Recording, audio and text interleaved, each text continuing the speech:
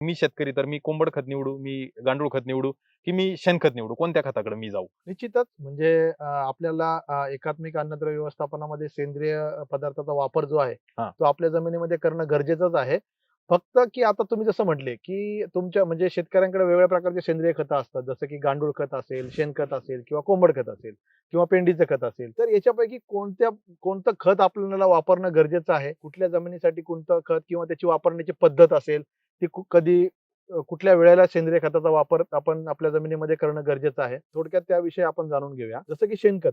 आता तुम्हालाही माहिती आहे, शेणखताचा वापर जर आपल्या जमिनीमध्ये करायचा असेल, तर एक चांगलं कुजलेलं कुजलेलं शेणखत जे शेणखत. आहे, हं. ते आपल्याला वापरणं गरजेचं आहे. जर शेणखत आपण कमी कुजलेलं वापरलं, तर त्याचं जमिनीमध्ये गेल्यानंतर ते स्वतःची कुजण्याची प्रक्रिया पहिल्यांदा पूर्ण करत करेल. असतं, पूर्ण करत हं. असतं आणि मग ते पिकाला लागू होतं. तर जसं म्हणजे शेणखत जे आहे, ते कुजण्याची प्रक्रिया आपण म्हणतो 4 3.5 4 महिने लागतात. हो. चांगलं शेणखत कुजण्यासाठी. कुजण्यासाठी. हां. जमिनीमध्ये गेल्यानंतर काय होतं, जर आपण कमी कुजलेलं शेणखत टाकलं, तर ते कुजण्याची प्रक्रियेला जो लागणारा कालावधी आहे, त्या कालावधीमध्ये ते काय करतं, जमिनीमध्ये असणारे जे काही मायक्रो ऑर्गॅनिझम असतील किंवा जे काही अन्नद्रव्य असतील, ते त्याच्या सेंद्रिय वापरून घे. वापरून घेतात आणि त्याची जी कुजण्याची प्रक्रिया त्यासाठी त्याचं काम चालू होतं. चालेल. तर आपलं जे काही पीक आहे, ज्या पिकामध्ये आपण त्याचा वापर करणार आहोत, त्या पिकाला जे काही जमिनीमधले जे काही अन्नद्रव्य किंवा जे काही मायक्रो ऑर्गॅनिझम त्याचा वापर कमी प्रमाणात होतो. तर आपल्याला शेतकरी बंधूंना मला हेच सांगणं गरजेचं आहे, की चांगलं कुजलेलं कुजलेलं शेणखत शेणखत. तुम्ही वापरा. आपण खत वापरतो त्याच्यामध्ये 2-3 गोष्टी बघणं गरजेचं आहे. त्याला आपल्याला लागणारी क्वांटिटी. आता हं. शेणखत जर आपल्याला वापरायचं असेल जमिनीमध्ये, त्याची क्वांटिटी आपल्याला जास्त प्रमाणात लागणार आहे ॲज कंपेअर टू गांडूळ खत. हो. गांडूळ खताची आपल्याला क्वांटिटी जी कमी लागते. कमी लागते. पण शेणखताची क्वांटिटी आपल्याला जमिनीमध्ये वापरायची असेल जास्त प्रमाणामध्ये शेणखत पाहिजे. मग हं. त्याची उपलब्धता शेतकऱ्यांनी बघितली पाहिजे, की त्यांना तेवढ्या प्रमाणामध्ये म्हणजे गांडूळ खत उपलब्ध असेल, शेणखत उपलब्ध असेल, त्यानुसार निर्णय त्यानुसार आपल्याला ठरवायला. ठरवावं लागेल. दुसरी आता शेणखतामध्ये आपण जर वापर केला तर आता थोडक्यात आपण नत्र स्फुरद पालाची मात्रा आपल्याला सेंद्रिय मध्ये पण बघणं गरजेचं आहे, हो. की आपण त्याचा वापर करतो. तर कुठल्या खतामध्ये नत्र स्फुरद मात्रा म्हणजे किती प्रमाणामध्ये आहे, आहे. ते हां. आपलं बघणं गरजेचं आहे. जर आपण शेणखताचं बघितलं तर शेणखतामध्ये नत्र जे आहे, ते 1 ते 1.5% नत्र असते. बरोबर. जे स्फुरद जे आहे, ते 0.9% च्या दरम्यान स्फुरद असते आणि पोटॅश जे आहे, ते 1 ते 1.5% म्हणजे जर तुम्ही आपण हा 3 जे काही आपण पर्याय बघितले, त्या तिन्ही पर्यायामध्ये शेणखतामध्ये नत्र, स्फुरद, पालाची जी मात्रा आहे, ती सर्वात कमी आहे. कमी आहे. हे लक्षात घ्या. म्हणून फक्त त्याची क्वांटिटी आपण जास्त जास्त वापरू. प्रमाणामध्ये वापरावं लागतं. परंतु ते आता वापरायचं कधी? आता शेणखत जे आपल्याला वापरायचे, ज्या वेळेला आपण म्हणजे सुरुवातीला म्हणजे लागवडीपूर्वी जे आपण जमिनीची मशागत करतो. हो. जमिनीची मशागत करण्यापूर्वी 1 ते दीड महिना जे आहे, ते आपल्याला जमिनीमध्ये शेणखत टाकणं टाकणं गरजेचं गरजेचं आहे. म्हणजे ते चांगलं आणि म्हणजे मशागतीपूर्वी टाकलं म्हणजे ते ज्यावेळेला आपण जमिनीमध्ये मशागत करतो, एकसारखं. चांगलं हां. एकसारखं मिक्स होतं आणि बरोबर. सर्वदूर पसरतं. पसर. शेणखताचा वापर करायचा का? हं. म्हणजे शेणखत म्हणजे आपल्याला जर हलकी जमीन असेल, हां. त्या हलक्या जमिनीमध्ये आपल्याला शेणखताचा वापर करायचा. ओके. हे लक्षात घ्या, आपल्याला कोणत्या जमिनीमध्ये शेणखताचा वापर करणं गरजेचं आहे. गांडूळ खतपेक्षा किंवा कोंबड खतपेक्षा जी जमीन आपली हलकी आहे, तिथं त्या शेणखत. तिथं आपल्याला पर्याय शेणखताचा निवडायचा आहे. ओके. कारण की शेणखत आपण जे जमिनीमध्ये टाकतो, त्याचं बरेचसे फायदे आहेत. एक तर जमिनीची जी काही पाणी धरून ठेवण्याची क्षमता आहे, हलक्या जमिनीमध्ये किंवा वालुकामय जमीन असते, हां. त्या जमिनींमध्ये पाणी जे आहे ते म्हणजे दिल्यानंतर म्हणजे तिथं जमिनीतून वापसा वाहून लगेच जातं. येतो किंवा जमीन कोरडी जमिनीतून होते. ते कोरडी होते, हां. वाहून जाते हां. आणि मग ज्यावेळेला आपण काही खतं दिलेली असतील, ती पण त्या पाण्याद्वारे निघून जाते. निचरा होऊन जातो. हं. त्यामुळं जी हलकी जमीन आहे, त्या अशा जमिनींमध्ये तुम्ही शेणखताचा पर्याय निवडला वापरायचं. पाहिजे. ओके. मग शेणखत ह्या जमिनीमध्ये टाकायचं जेणेकरून त्याची पाणी धरण क्षमता वाढली. हो. दुसरं म्हणजे जे काय मायक्रो ऑर्गॅनिझम म्हणतो. आता शेणखत जे आपण टाकतो, त्याचं तापमान थोडं जास्त जास्त आहे. प्रमाणामध्ये असतं हं. आणि जमिनीमध्ये गेल्यानंतर जर चांगलं कुजलेलं शेणखत जर असेल, तर ते जमिनीमध्ये जे आपण मगाशी चर्चा केली, हं. की अन्नद्रव्य उपलब्ध करणारे जे जीवाणू आहे, हां. त्यांची संख्या वाढवण्याचं काम जे आहे, ते ते शेणखत. शेणखत चांगल्या प्रकारे करतं. म्हणजे आपल्याला कळालं, की आपली जर हलकी जमीन असेल, तर आपण शेणखताचा पर्याय वापरले वापरू पाहिजे शकतो. आणि शेणखतानं तापमान वाढतं तर थंडीच्या थंडीच्या कालावधीमध्ये काळामध्ये आपण प्रिफर केलं पाहिजे. वापरू हां. शकतो. आणि एवढंच की आपली जी काही म्हणजे एक आहे, की कोंबड खत आपण जर विचार केला, तर कोंबड खत उभ्या पिकामध्ये नाही टाकू शकत आपण. बरं. परंतु शेणखत जे आहे, तर ते ते आपण उभ्या उभ्या पिकात पिकामध्ये टाकू शकतो. वापर करू शकतो. म्हणजे एखाद्या शेतकऱ्याला समजा लागवड केली आणि परत जर काही सेंद्रिय पदार्थाचा वापर त्याला करायचा असेल, हो. तर ते शेणखत म्हणजे आपण त्या फळपिकं ठिकाणी वगैरे जे असतात उभ्या पिकात तर. हां. फळपिकामध्ये त्याचा वापर हं. ते हं. करू शकतात. हं. हे झालं शेणखत. आपल्याला कधी वापरायचंय आणि त्याच्यामधले मध्ये असलेले अन्नद्रव्याचे घटक. दुसरा जो पर्याय आहे गांडूळ खत. आता आपल्याला माहिती आहे, की गांडूळ खत जे आहे ते तयार होण्याचा कालावधी फार कमी आहे. हो. 3 ते 6 आठवड्यामध्ये ते गांडूळ खत तयार तयार होतं. होत जातं. गांडूळ खताचा अशा जमिनीमध्ये वापर केला पाहिजे जी जमीन भारी जमीन आहे. बरं. लक्षात घ्या.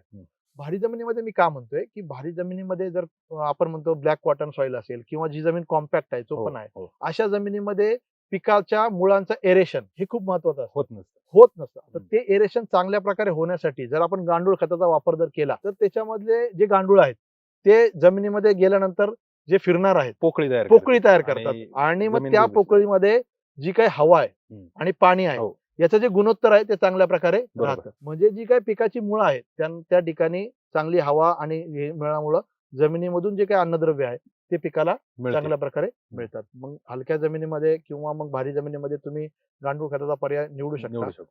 गांडूळ खतामध्ये नत्र स्फुरत पालाची मात्रा जर बघितली आपण शेणखतापेक्षा जास्त आहे. हो.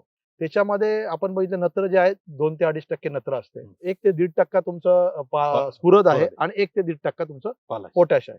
तर या 3ची जी मात्रा आहे NPK जे आहे, आता याचा वापर जसं आपण शेणखत म्हटलं 12, 15, 20 टनापर्यंत आपल्याला शेणखताचा वापर पर एकर करावा लागतो सांगतो आपण. हो. किंवा करावा लागतो. तसं तुम्ही जर गांडूळ खत बघितलं तर गांडूळ खताचा आपण 5 ते 10 टनापर्यंत वापर जरी केला तरी चालेल. सफिशियंट होतं आणि ते म्हणजे पिकाच्या वाढीसाठी उत्तम मानलं जातं. दुसरं जे आहे कोंबड खत. आता कोंबड खताविषयी थोडंसं आपल्याला काळजी घेणं गरजेचं आहे. आपल्याला माहिती आहे की कोंबड खत जे आहे हे थोडंसं गरम असतं हो. आणि जे गरम खत जे आहे तर त्याचा वापर आपल्याला जर करायचा असेल तर निश्चितच तो आपल्याला लागवडीपूर्वी 1.5 ते 2 महिने आधीच करणं गरजेचं आहे. जर हे कोंबड खत चांगलं कुजलेलं नसेल आणि त्याचा वापर जर आपण उभ्या पिकामध्ये जर केला तर काय होतं ते पिकाचा पिवळेपणा येतो, पीक जळण्याची शक्यता असते. कारण की त्याच्यामध्ये गरमी तेवढ्या प्रमाणामध्ये असते. त्याच्यामुळे लक्षात घ्या शेतकरी बंधूंनो, कोंबड खताचा जर तुम्हाला वापर जर करायचा असेल तर तो तुम्हाला पावसाळ्यामध्ये म्हणजे जसं पावसाळ्याचा सीझन चालू होतो त्याच्यापूर्वी तुम्ही चांगले मशागत करण्यापूर्वी तुम्ही कोंबड खताचा वापर करा. पाऊस पडल्यानंतर त्याच्यामध्ये असणारी जी काही तापमान आहे, हीट आहे, ऊर्जा आहे ती थोडंसं कमी होते आणि त्याच्यानंतर जे तुम्ही पीक लावणार आहे त्याच्यामध्ये तुम्हाला चांगला जो आहे उपयोग तुमच्या पिकाला होणार आहे. आता कोंबड खतामध्ये आपण जे काही सेंद्रिय खत आहेत त्याच्यामध्ये बऱ्यापैकी जे आपण आता 3 डिस्कस करतोय त्याच्यामध्ये सर्वात जास्त जे आहे नत्र स्फुरद पालाची मात्रा याच्यामध्ये सर्वात जास्त असते कोंबड खतामध्ये. आपण नत्र जर बघितलं तर नत्र जवळजवळ 11% पर्यंत नत्र आहे त्याच्यामध्ये कोंबड खतामध्ये. फॉस्फरस जर बघितलं तुम्ही तर 9% पर्यंत फॉस्फरस कोंबड खतामध्ये आहे. पोटॅश जर बघितलं पोटॅश 40%. मात्रा जास्त आहे, प्रमाण कमी लागणार आहे, मात्रा पण त्याच्यामध्ये जास्त आहे. भरपूर आहे. दुसरं याच्यामध्ये अजून 2-3 घटक जे आहेत जे आपल्या पिकाला खूप महत्वाचे असतात. जे कॅल्शियम असेल किंवा सल्फर युक्त म्हणजे सल्फर अन्नद्रव्य जे म्हणजे लागणारी जी काही पिकं आहेत त्या पिकांसाठी हा खूप उत्तम पर्याय आहे.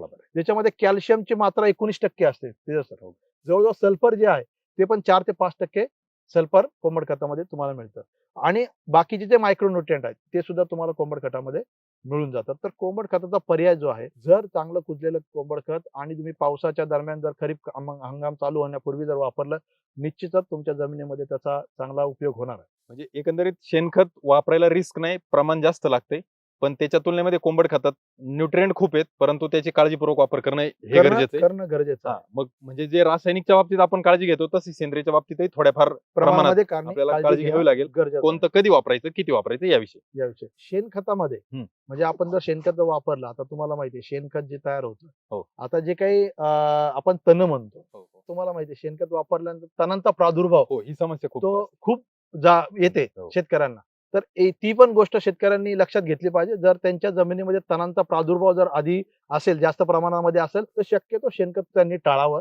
गांडूळ खत असेल किंवा कोंबड खत असेल याच्या माध्यमातून तणांचा जो काही येणारा आपल्या जमिनीमध्ये प्रादुर्भाव आहे तो कमी प्रमाणात येतो. कारण की त्या ठिकाणी तणांचं काय बीज वगैरे राहतच नाही. त्याच्यामुळे तो एक तुम्हाला म्हणजे सेंद्रियचं जे आपण निवड करणार आहोत त्याच्यामध्ये हा एक महत्वाचा मुद्दा आहे. आजकाल शेणखताची उपलब्धता कमी झाली परंतु जी पण उपलब्धता आहे तर शेतकरी घाबरतात तणांना. तर हा एक महत्वाचा मुद्दा आहे शेतकरी मित्रांनो की त्याला पर्याय तुम्ही गांडूळ खताकडे जाऊ शकता. आणि मला असं वाटतं गांडूळ खत घरी बनवणंही काही फारसं अवघड नाही. थोडंसं आपण त्याच्याविषयी माहिती चेक केली घरच्या घरी बनवू शकतो. आणि जमिनीमध्ये काडी कचरा जास्त असेल ऊसासारखं पीक असेल तर मला वाटतं गांडूळ खत हा सगळ्यात चांगला पर्याय आहे की जेणेकरून ते जमिनीतलं सगळं कुजण्यासाठी मदत होईल. नक्कीच. तर शेतकरी बंधूंनो आतापर्यंतची जी माहिती आपण पाहिली तर निश्चितच ती आपल्याला आवडली. आपण आपल्या या व्हिडिओला लाईक करा, आपल्या मित्रांपर्यंत हा व्हिडिओ पाठवा जेणेकरून आपल्या सोबतच इतरही मित्रांना कमी खर्चामध्ये जास्तीत जास्त उत्पादन घेण्याचं जे तंत्रज्ञान आहे आणि अत्याधुनिक शेतीच्या माध्यमातून जे काही आपण नियोजन करतोय तर ते त्यांच्यापर्यंत पोहोचेल.